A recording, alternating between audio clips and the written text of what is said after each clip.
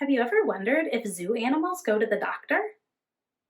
Just like you, zoo animals need checkups.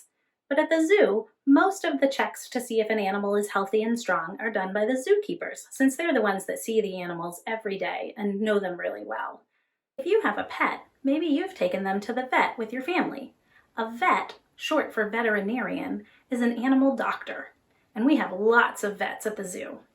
Today, we're going to learn about lots of different ways that zookeepers and vets help keep our zoo animals happy and healthy. What are some things that happen when you go to the doctor for a checkup? Some of you probably said that getting weighed and measured is one of the things that happens at the doctor's office. And we do that with our animals at the zoo too. Here you can see some of our penguins getting weighed. Number 9, 4.6. Very good. Thank you. That was very helpful. Weighing our baby and young animals can be especially important to make sure that they're growing well. This video of Moyo, one of our black rhinos at the zoo, is from when he was only 1 week old. He's 3 years old now. His keepers have trained Moyo to get on the scale by teaching him that if he touches his nose to the brush, he gets to enjoy a nice back scratching. This is called positive reinforcement. Even though he's only a week old in this video, he already weighed 137 pounds. If you have a pet at home, you can use positive reinforcement to teach them to step on a scale. How much do you think your pet weighs?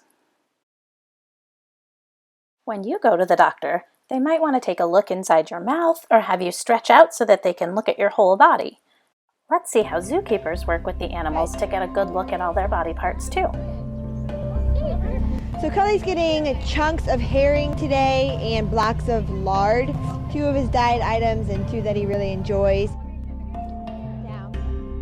We like to use positive reinforcement training here at the St. Louis Zoo, and that means that when he does the behavior that we ask him to do, he gets reinforced so he gets a treat, the lard and the fish.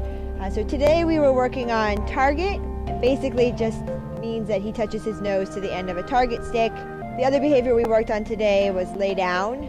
Basically it's asking him to lay down on his belly with his paws out flat.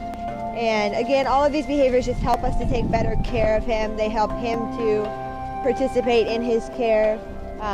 If the veterinarians need to examine a part of his body, so he'll show us his paws, he'll open his mouth, stand up on his hind legs and show off his belly.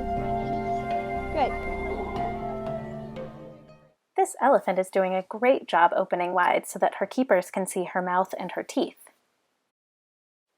I bet your family reminds you to brush your teeth so that you can have a healthy smile. Having healthy teeth is important for animals too, and some animals even get their teeth brushed, like Dixie the sea lion here. Another way that keepers at the zoo help keep the animals healthy is by making sure they get the right foods to eat. We call what animals eat at the zoo their diets, but it's not about losing weight. It's about making sure they get the right foods for their bodies.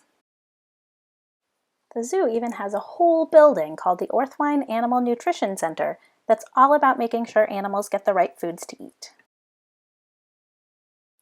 Let's play a matching game to see if you can guess which diet goes with which zoo animal. Your animal choices are tiger, gorilla, iguana, or stick insect. Which animal do you think eats the fruits, vegetables, and grains in the first picture? That diet is for the gorilla. How about the leaves in the second picture?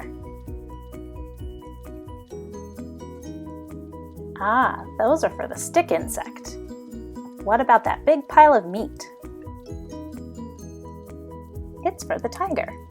Now I bet you can figure out which animal would eat the plate of leafy greens and other vegetables in the last picture. Right, that's the iguana's diet. If not all your guesses were right, that's fine. That just means you've learned something new today. When you get a checkup, your doctor might ask you how things are going at school or with your friends and how you're feeling. This is because they want to make sure that everything about you is healthy, not just your body. We want to make sure that everything about our zoo animals is healthy too. Our zookeepers do this by giving our animals what we call enrichment. Enrichment can be new experiences or ways to be active and use their bodies the same ways they would in the wild, and it keeps animals happy and healthy at the zoo. Sometimes enrichment looks just like things you have at home, like balls, hula hoops, or even rubber ducks. The spider monkey's keepers set up some nets for them for enrichment that they can swing from and explore. Enrichment can also use food, like this ball that lets the giraffes stretch out their long necks and use their long, strong tongues to get the leaves inside. Do you like to have popsicles in the summertime? Some of our animals get frozen treats too for enrichment, like these frozen watermelons that the hippos are enjoying. The zoo even has a wish list of things that people can send to the zoo to help out with animal enrichment. You can find it on our website. Some parts of a zoo animal checkup have to be done by veterinarians. I bet you've seen this tool at your checkups. Do you remember what it's used to listen to? The doctor uses it to hear your heartbeat and your breathing. Vets use stethoscopes too to listen to the animals, like this crested wood partridge chick. If an animal gets sick or needs some extra help, we even have a whole vet hospital at the zoo, so our animals get the best care. Now that you know how we keep animals healthy at the zoo, why don't you give some of your stuffed animals a checkup too? You could use your toy doctor kit, you could weigh them on a scale, maybe you can even make their diet with some toy food or some clay or draw it on some paper. Thanks for watching!